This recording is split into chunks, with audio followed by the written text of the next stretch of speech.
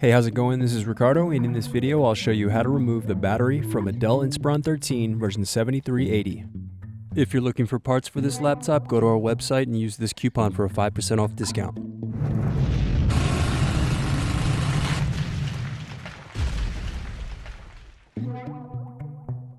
Unscrew and remove bottom base.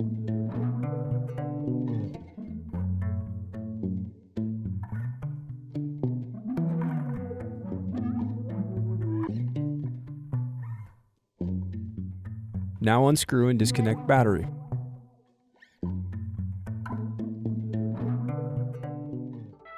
Thanks for watching. Don't forget to like and subscribe if you enjoyed this video. And if you need more, check out this playlist to watch other tutorials for your laptop. You can also click here to find parts for your laptop at partspeople.com.